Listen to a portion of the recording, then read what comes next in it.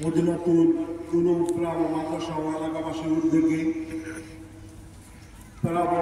কান্দাপাড়া ঈদগাহ মাঠে, ঐতিহাসিক মাঠে যে তাফসীরুল কোরআন মাহফিলের সম্মানিত প্রধান অতিথি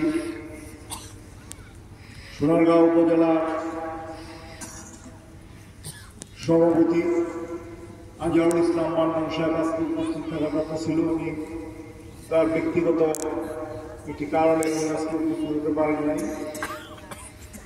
আরও এখানে যারা এলাকাবাসী উপস্থিত আছেন তাদের উদ্দেশ্যে আমি একটি কথা বলব যে আমরা যে ইসলামিক চর্চা করতেছি এবং ইসলামিক দৃষ্টিকোণ থেকে আমি বলবো যে আমরা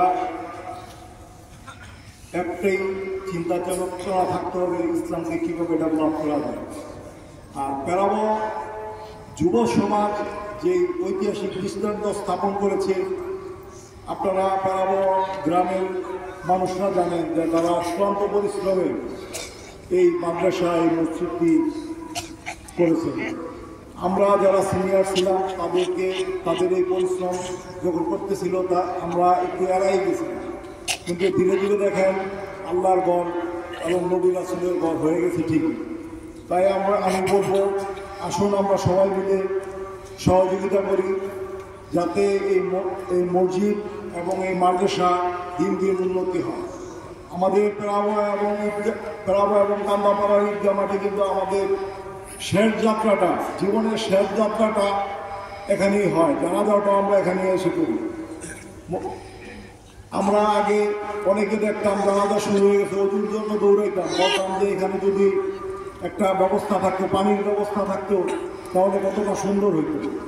কিন্তু দেখেন আল্লাহর হুকুমে এত একটা সুন্দর জায়গায় একটা মসজিদ, নামাজ পড়ার ব্যবস্থা হয়ে গেছে এবং ইসলামকে ফাউন্ডেশন দেওয়ার জন্য এবং ইসলামকে প্রতিষ্ঠিত করার জন্য যে মাদ্রাসা, যেখান থেকে শিক্ষা একাডেমি শিক্ষা আমরা নেব, সেটাও হয়ে গেছে। দেখেন এমন একটা সুন্দর জায়গা হয়েছে, যদি আমরা সহযোগিতা করি দিন দিন এটা আরও ডেভেলপ হবে। এখান থেকে দিনের শিক্ষা হবে এবং আমরা এখানে নামাজও পড়তে পারবো এবং আস্তে আস্তে ইসলাম এখান থেকে প্রচার হবে।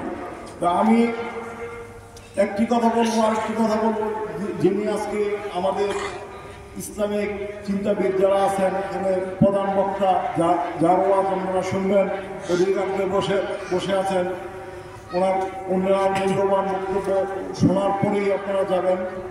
আরেকটি বিষয় হলো যে আমরা সাধারণত বলি যে আমার নেতার সাথে ডাইরেক্ট যোগাযোগ আছে, অনেক মানুষ ভয় পায়। তো দিনে যদি আমরা 5 ওয়াক্ত নামাজ পড়ি, সরাসরি আমাদের রবের সাথে যোগাযোগ হয়। সালাত এমন একটা জিনিস প্রতিদিন সুযোগ করে দিচ্ছে যে সুবহানাল্লাহ, আল্লাহ তাআলার সাথে সরাসরি যোগাযোগের ব্যবস্থা। তাই আমরা 5 ওয়াক্ত সালাত কায়েম করব। এবং যুব সমাজকে আমি আরেকটি কথা বলবো যে আপনারা মাদককে না বলুন, কর্মব্যস্ত সুস্থ জীবন গড়ুন। এই বলেই আমি আমার বক্তব্য শেষ করলাম। আসসালামু আলাইকুম।